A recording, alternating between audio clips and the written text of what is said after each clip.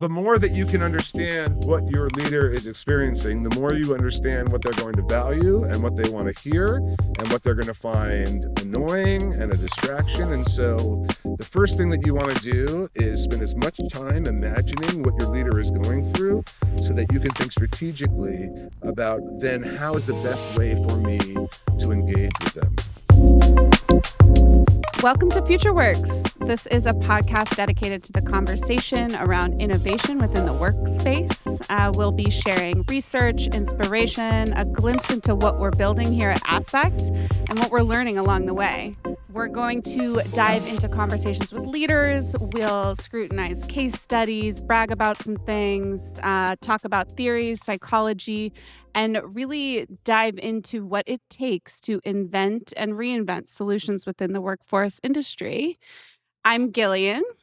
And I'm Michelle, and we are your hosts to dive into candid conversations, what's happening in the world of work, and how, frankly, we all need it to be better. So I am a parent of 3 small girls, so I know a lot about animated films. So here's some news if you didn't know about it. Inside Out 2 has taken over the highest grossing animated film and happens to be, of course, all about emotions. I think the irony is that it takes the place of an animated film that is all about hiding your emotions in the Frozen franchise. And I think that serves as maybe the most perfect illustration of how work is shifting as well. So the days that we showed up at work with our humanity left at the door are no longer. Today, we come into each other's homes during virtual meetings. The best content that gets created is the most genuine, and the best teams are the ones that understand each other's soft skill set and not just how they are profitable. I love that. So how do we do that? How do we bring our humanity to work without using everyone's personality tests to put them in a box? How do we motivate people to do great work without manipulating them? So today we're talking with Jordan Birnbaum about the role of empathy at work and practical ways that it drives an excellent and safe environment. So Gillian, do you want to introduce Jordan? Absolutely. And one thing I'd like to say while we're level setting and getting ready for this wonderful conversation, it's worth considering what's changed in our society since empathy was brought into our vocabulary. So considering not just the work environment, which has changed, but also the people and the self-awareness element that has grown with this younger generation, being more open and having higher expectations of how they are treated. So I just want to kind of bring that to the table as well while we dive into this conversation with Jordan. Jordan is an organizational psychologist and applied behavioral scientist. And I'll be honest, typically when those words are in someone's LinkedIn bio, I am like, I don't want you to talk to me. I'm going to get a tinfoil hat and put it over my heart because I don't want you to analyze me. But that is not the case with Jordan. He brings all this knowledge with his own heart on his sleeve. He trains organizations to pay attention to each other and the world around them, and then using that knowledge, change the angle that we approach things to a more human-centered one. There's no psychoanalysis, just his kindness being better than coolness, to steal your phrase. We're so glad that you're here today. Yes, we really are, Jordan. Thank you for being here. Thank you both so much for having me. I am such an enthusiastic fan of what you're doing and what you're putting out into the world. And so it's an honor to be able to be a part of it. And I also want to say that I recently have started to think about my 20-year-old self and what my 20-year-old self would think about my life right now. And I feel like that intro would have really pleased my 20-year-old self. So that made me really happy. I think about my 20-year-old self a lot when we're diving into these topics in general, because it's such a formative time in the career. So love that you pointed that out. Let's dive into more about your background so that we can, Michelle painted a very beautiful, colorful picture of you, but let's hear a bit more about your background. It's there's unfortunately a lot of it background because I guess I've been around for a while now, but I think one of the things that I've come to realize about myself is that I've really just kind of been trying to find myself for the last 30 years and doing that through my experiences at work. And I think I had a very different idea about who I was and what I wanted when I was 20, although I think my core values were the same. How I sort of projected my life forward was so different from who I ended up being. And so I have gone through a lot of pivots and a lot of sort of recreations. Sometimes it wasn't the smartest move, but it was always at least courageous. I always went for it. So I'll never wonder what if. And so I got that going. I love that. That's great. Yeah. So we're going to start with a little bit of an icebreaker, just to get things warmed up and tap into a little bit of a less serious moment. But would love to hear what your favorite interview question is, and what you think it tells you about someone. So this might not be surprising given what you see behind me, but my favorite first interview question is, tell me about the first concert you ever went to where you chose the concert, not like what your parents took you to, but your first concert. And the reason is I'm not trying to learn anything about them. I'm trying to Mm. connect with them. And I think that in considering how I approach interviews or really any of my conversations at this point, it's I go into every conversation first seeking connection before anything else happens. I had a wonderful coach, a guy named Jason Jurek, who taught me this line, so I'm going to give him full credit. Connection before confidence. In every conversation you ever have, don't go running to establishing your confidence. Take the time Mhm. to establish a connection. People don't care about your confidence until they care about you. Mm. That's so good. Well, Yeah. and it makes the conversation more enjoyable for everybody. More human. Yeah, Yeah. absolutely. That's Yeah. great. I love that. Michelle, what about you? Oh, my favorite interview question is I love to ask about a specific story about the best boss they ever worked with because I love a story. First of all, that's like I love hearing like the way you tell a story and can you like draw me in and I love to know the way you talk about someone you admire. Like I think giving people the opportunity to gush about someone that they like is always like so telling about like yeah, these are the things that I really value. So that's my fave. That's a really good one, and I'm definitely gonna steal that.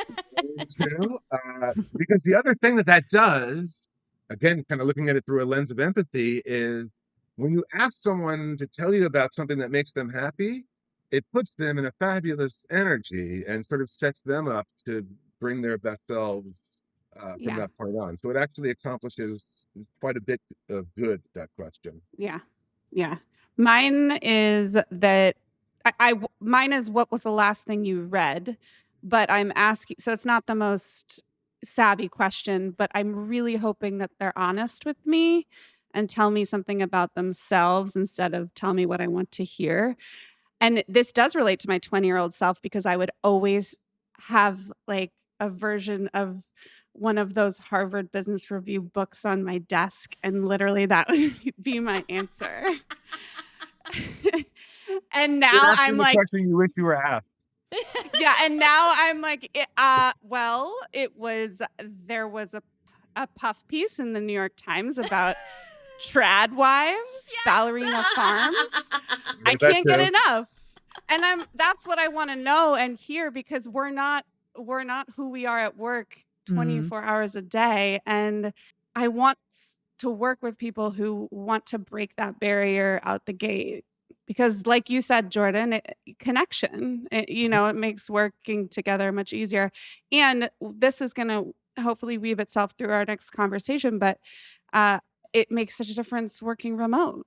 We just got Mhm. to know what's going on. Yeah. So let's dive in. Let's hear from you, Jordan, on what your working definition of empathy is. Empathy is the ability to understand and react to what other people are thinking. And it's different from sympathy and that it's not just feeling badly for them. And an Mm. example that I like to use is that if I learn that someone lost a pet and I've never had a pet, it's going to be very difficult for me to understand what they're going through, but I can certainly sympathize and say, oh, I feel really badly for it. But if someone loses a pet and I know what that's like, then I have the capacity to empathize. And it's not just, I feel badly for you, but it's, I understand that your world is rocked right now and that it's going to take you a while to find joy. Um, and there's a story that I sometimes tell about the power of that empathy. When I lost one of my pets and I was destroyed, somebody said to me, "You knew that this was going to happen when you decided to adopt your pet, and you did it anyway because you wanted your pet to have the best life." And that's it's like amazing. It's like, oh my God, that's the best thing anyone ever said to me. Like it was the Mm. only thing that had ever made me feel better. Mhm. And it did. It made me feel better. And that person obviously knew exactly what I was going through and what I needed to hear. And so, it was a wonderful example of empathy in action. And I was able to really experience in that instance a profound impact on me moving forward.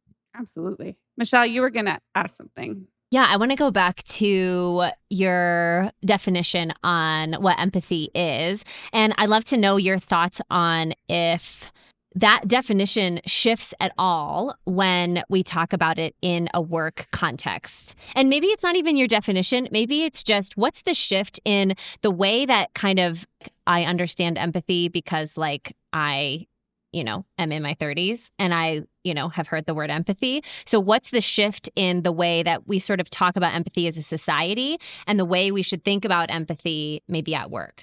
Gosh, what a Great great question. question.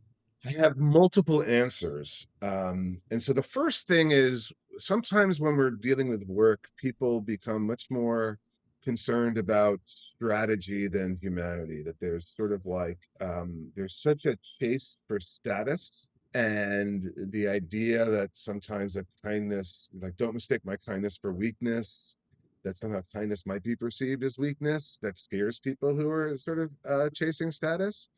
So I think maybe the best way to answer that question first is strategically. And for that, I'm going to admit I never read the book. I only saw the movie, but I saw the movie Ender's Game, and it opens with a quote that I'll paraphrase now, but literally this is how the movie started. And within 30 seconds, I was like, okay, this is one of my favorite movies of all time because of this quote. And it said something to the effect of, to defeat my enemy, I must first understand him. However, once I understand him, I no longer want to defeat him. Ooh. And yeah, pretty heavy, pretty Yeah. extraordinary. But Yeah. strategically, how can you be an effective salesperson if you can't understand what the person to whom you're pitching is experiencing? How can you be an effective marketer? How can you be an effective manager? How can you be an effective product person if you can't understand what it is that the people for whom you're building are experiencing so that you know what it is that you need to solve for? And so, to me, empathy is a requirement to being an effective human being. Like you're just not going to get very far if you don't understand what people are going through. And so, in terms of, I think, like trying to make it appealing, that's sort of how I would first approach the idea of empathy in the workplace. It's like, well, you could either be like a bull in a china shop and break stuff all the time, or you can try to be like a cat in a china shop and be really agile and adept with what you're doing. And to be the cat, you're going to have to understand what people are going through. Mm. Um, and then I would say once you decide that you want to be empathetic, the biggest thing that probably gets in the way is our own narcissism. And we are all narcissists. It's part of the human condition. We shouldn't be ashamed of it. We should be able to realize that, of course, we see the world exclusively through our own perspective, and of course, we overvalue ourselves. And it's not something to be ashamed of, just something to be honest about and then account for it. Because, I don't want to be a narcissist, but I am, as there's everybody. But the point is that in order to be empathetic, you need to get outside of you. When your thoughts are overwhelmed by your own needs and your own interests and your own emotional reactions, there's no way for you to understand what anybody else is going through because you're sort of obsessed with yourself. And it's something that I think that we start to build up over time. It's very difficult, for example, to be in your 20s and be empathetic. I just don't think that there's enough life experience to understand what people are going through, nor do I think there's enough discipline to be able to get outside of yourself. I'm sure that there are notable exceptions, but it's hard, I guess would be the and so yeah, I think that the ability to get outside of yourself is probably the most important thing to be able to do to become empathetic. And probably the most straightforward way to get there, if it's difficult for people, is through therapy. Mm. Yeah. Yeah, love that. And so let's talk a little bit more about who gets to bring empathy. You know, it sounds like it's something that who gets to bring empathy to the workplace. It sounds like it's something that you're either born with or trained to have. But at what stage in your career is it appropriate to wear it on your sleeve? Most of the time, if you're Googling articles, empathy in the workplace, it's leadership. So I want to know more around who gets to channel empathy and really embody it. And doesn't matter, are there rules around it? Like, let's dive into that a bit. Um, Go back to my statement before about the perception of like, don't mistake my kindness for weakness. Um, and I have in my head like a whole list of things that accurately can be conveyed or interpreted as weakness. Like capitulation, like yeah, whatever you want, or avoidance, or appeasement. There are so many things that you can accurately be perceived as weakness. But I don't think that kindness is ever perceived as weakness. Kindness, what it actually is looking out for somebody else's well-being without any expectation of anything in return. And I cannot think of a scenario in which being kind would ever be perceived as being weak. I think that empathy is a key to being kind. And so my point would be that it is for everyone. It is, but it's not even just for us at work, it's for us in life. Again, there are incredible advantages to understanding what people are going through, not the least of which are emotional, uh, sort of, what's the word, nurturing for yourself. Like, for example, one thing that I think is really interesting from social science is there's something called the idiosyncratic rater effect. And what it tells us is that more than 60% of feedback is attributable to the feedback provider and not the feedback recipient. So literally every single time that you receive feedback, we learn more about the person providing you feedback than we learn about you. And now, some people will hear that and be like, oh, cool, so I could just ignore the feedback. It's like, no, silly. The point is that you are being given a clue as to what matters to this person. And so you should listen very intently without feeling defensive and without feeling like there's something wrong with me and without it in any way feeling like there's a reflection on you. And so that kind of understanding actually makes life much easier for you. And so I think that there are ways that we can demonstrate to people that, like, look, empathy is not only going to help you engage with people much more effectively, it's also going to make you feel better about Yeah. yourself. And because it gives you a much more realistic understanding of the world. And sometimes it does feel good to find out like my paranoia is actually narcissism because I'm not that important and nobody's actually thinking about me. So that might be hard to take, but it also is nice to know, like, no, nobody's plotting against me. And so I prefer the comfort of that than the hit to my ego that I'm not important enough for anybody to do scheming about. I love this. This is very healthy context for work related spiraling. Oh yeah. It's not, yeah, especially the dose of narcissism when you start to think it's you. That's really interesting. And I also think it emphasizes the point that empathy isn't always spoken, right? it's felt, and it doesn't have to always have an action associated with it in the workplace. What you just said to me is empathy as a tool. It relates more to empathy as a tool for those who are being managed and allowing that to help them get their footing and grounding. And it doesn't have to be something that you are imposing or sharing with someone else, but it really just helps you gain confidence in your own role, which is really interesting. It's so important what you just said, actually, because when your boss, unfortunately, this is becoming a very common reality, but when your boss doesn't respond to an email, it's very easy to feel insignificant or mistreated or disrespected. But then if you take a step back and think about, well, what's my boss going through? You might start to realize, no, this isn't about me. And Mhm. so let me not take this personally. And Yeah. so that would be an exact application of what you just described that I think could be relevant for most of us at some point. Well, I want to tap into that a bit further because even just your email example is so relevant to the world that we're living in today around remote working. Mhm. Um, Empathy as a leadership trait, is it or is it not a match for remote working, and how can leaders tap into it a bit further to channel that in the workplace, because it is so toxic to just be reading words constantly. I'd love to hear more on your thoughts around that. Well, so I think that you're spot on that remote work makes empathy particularly important. I think that we're having a kind of an unrelated problem that is making it much more difficult for us to be effective as leaders at work, which is how we're selecting leaders in the first place. And so one of the things that often happens is that people are promoted based on accomplishment, not based on their ability to lead.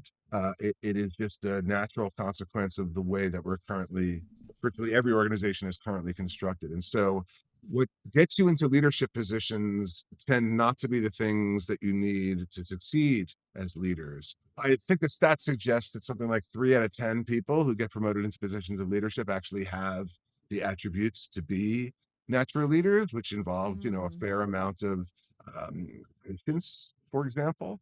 A lot of people who are high achievers don't have patience. They don't like human Mm. irrationality. They don't like having to account for what they consider to be unnecessary distractions to make someone feel better. And so we often will find ourselves in situations where we have leaders where not only have they not shown empathy in the past, but they may actually actively dislike it.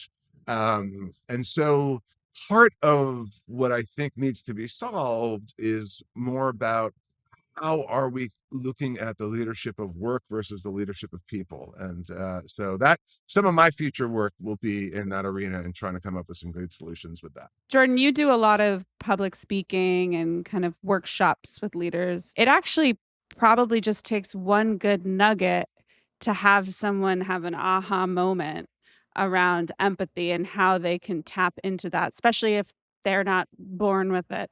I'm curious, have there been moments in your experiences where there's sure kind of learning moments or nuggets that you share with someone just to help it resonate? The first time I said this, it came straight out of my mouth, and then I knew I was like, "Oh, I'm saying that in virtually every session I ever have from now on," which is this: when we improve as leaders, the people on our teams are nicer to their kids, and that usually hits. That usually lands very significantly for people and makes them care. It also makes them feel great. It makes them feel a sense of purpose. It makes them feel a sense of accomplishment, well deserved. And so I think that that is a way to help.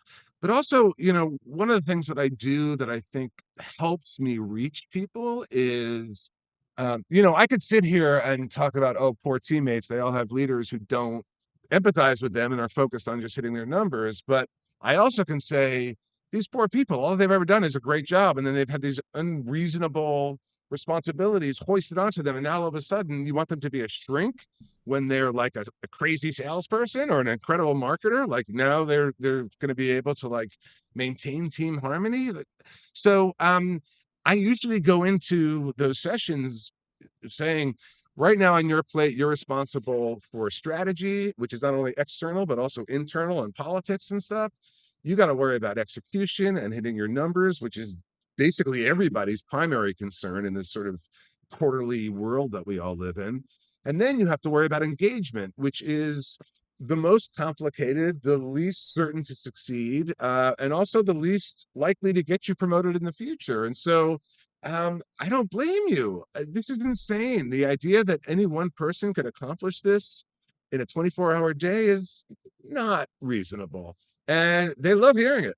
And then I say things to them like, you know, most leadership training talks to you as though everybody in your team is a perfect angel and deserves everything, and they're all incredibly talented if you can just speak to them in the right way. And like, that's BS. Some of the people on your team are awful, and like understanding who they are and how you're going to be able to navigate is actually one of the biggest parts of your job and least pleasant.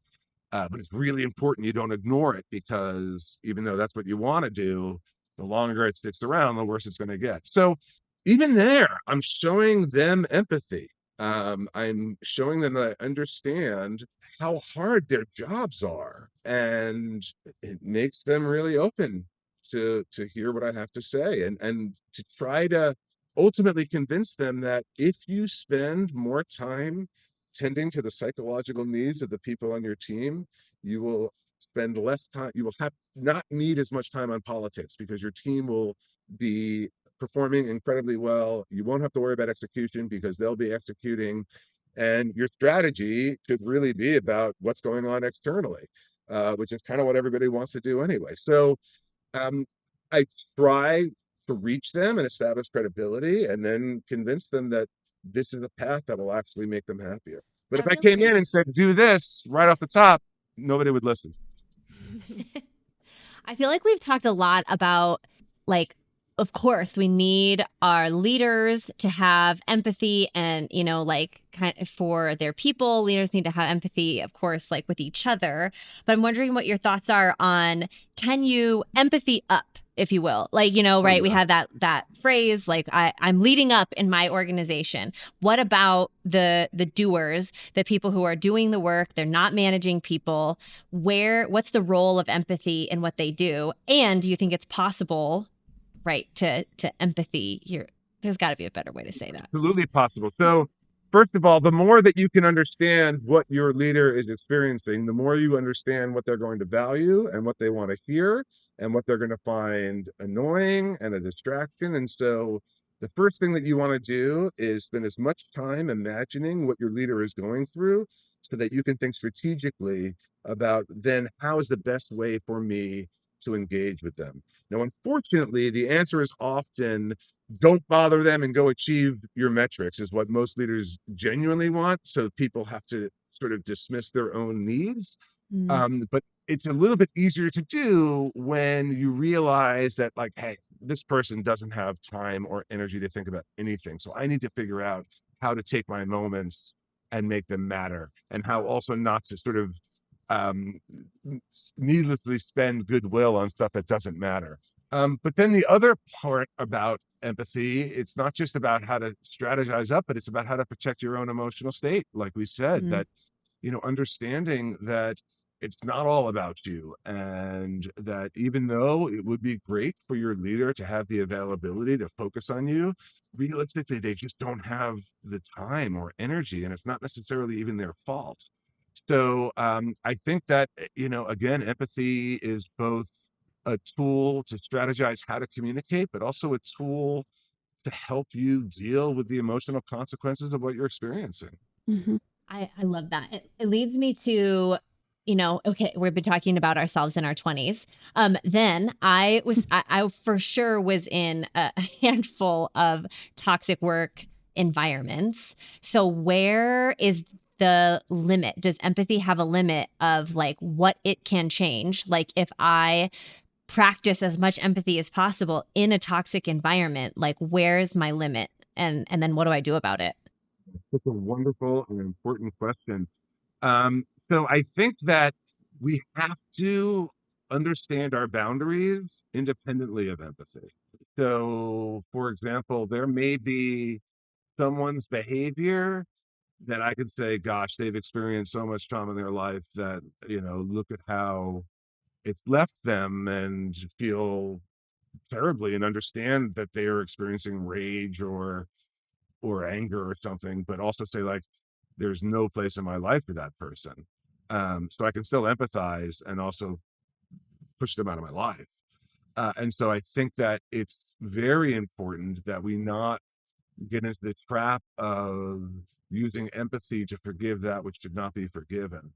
Um, Understanding what people are going through will always help us mitigate our own emotional reactions, but it's still our responsibility to keep toxic people out of our lives. And, um, you know, in a toxic work environment, sometimes, rarely, I think it's possible that one person can start to just infuse a little bit of kindness and it can start to spread, but not often. And typically, a toxic work environment is set at the top, and when someone is at the top, creating an environment in which hurting people is okay, that's hard to fix. And so, I would encourage most people who find themselves in that situation not to wait until it gets unbearable and start looking now. At Aspect, we're in the business of keeping teams happy and energized. It's what we build technology to do. And I'm curious, when you're speaking with really large teams, you mentioned a little bit about this. The effects of empathy start at the way top. But when an organization has identified a true problem in terms of employee satisfaction, energy, happiness, which is then, of course, affecting their bottom line, NPS score, all of that. How big of an undertaking is it to make a difference? And where do they start? Even though you say it starts at the top, does it really start at the top when we're making a change? Let's dive into that a little deeper. Well, so it's interesting. I think that organizational culture starts at the top of the organization, but it also starts at the top of the team. And organizational culture is more of a team by team thing than we care to admit. So I do think that the CEO is very important, but your manager is even more important.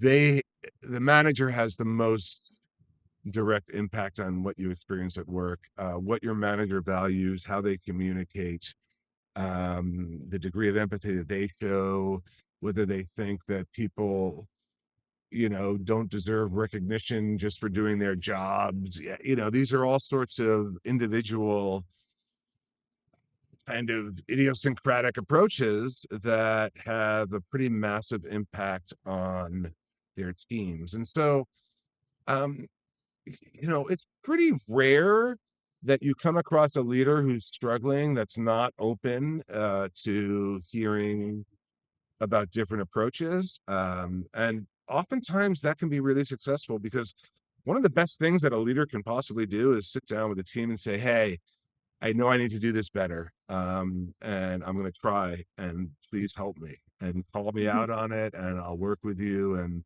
I want to get better at this for you. That's a very popular thing to say.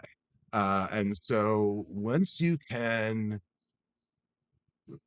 maybe even develop the empathy of the problem leader for what the people on their team are experiencing, oftentimes they don't even realize it. Then you often have the opportunity to talk about, like, distinct behavioral changes. That's also a very important thing when you're dealing with training and development, is that, first you have to win over their hearts, but then you got to tell them exactly what to do. Yeah. It's not enough to just make them want to show empathy. Like, people need real directive guidance on sort of what to do next. You actually made me think of Dr. Becky for a second there, who is a childhood or parenting psychologist. I love Dr. Becky. She's my hero. She's amazing, and she always gives parents scripts for how to speak to your toddlers mostly. Well, all ages, I'm sure. Right now for me, it's toddlers. And sometimes it's too much because I'm just like, "Wait, what was I supposed to say?" But I do think you did just arm us with one kind of talking point that folks can tap into when trying to be more empathetic in the workplace. Do you have any other scripts up your sleeve that you might plant for our listeners to weave into conversation? I would say both for the people that report to them or for the doers who are reporting to someone else. Would love to hear if you have any sort of tricks up your sleeve. So, yeah, I would say for the leaders, talking about how you intend to improve, having one-on-ones and asking people what matters the most to them, and then demonstrating that you remembered and that you do things to follow up to show them that they matter to you can be incredibly impactful.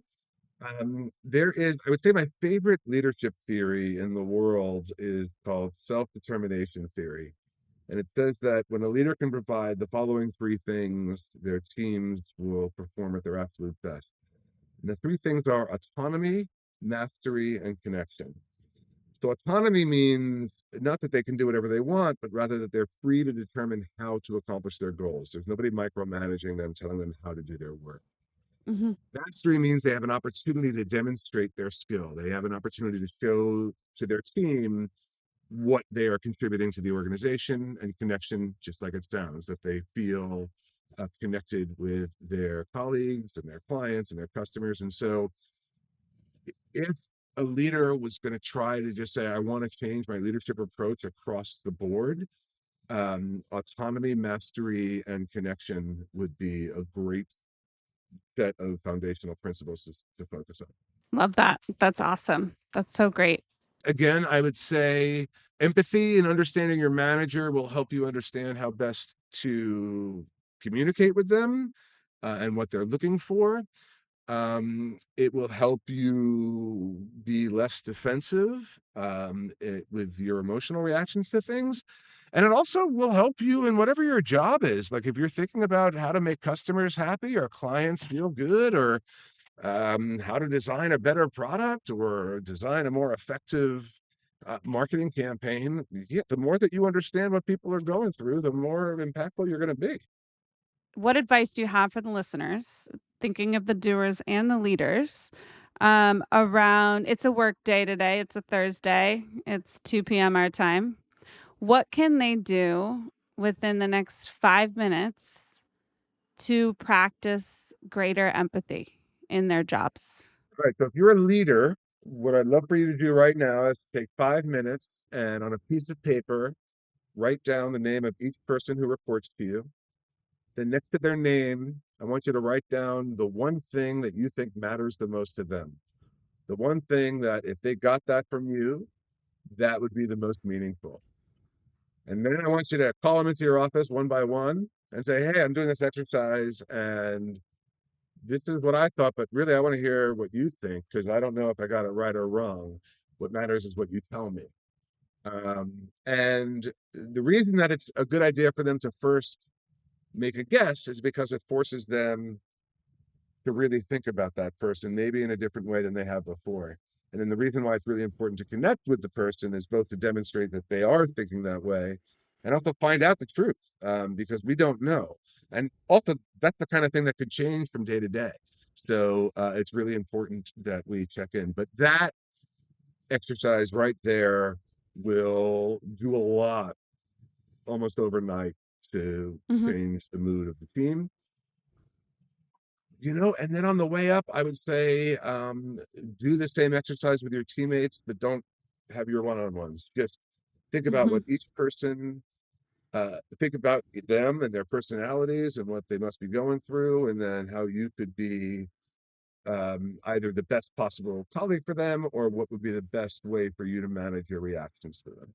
Yeah, making their work days better by knowing them better makes such a difference. Michelle, do you have anything else before we wrap things up with Jordan? I don't. I love this conversation and think that it's so incredibly important for us to have it and talk about empathy from both perspectives. And I love those like 5-minute tips like, okay, here's what you're going to do. I love that.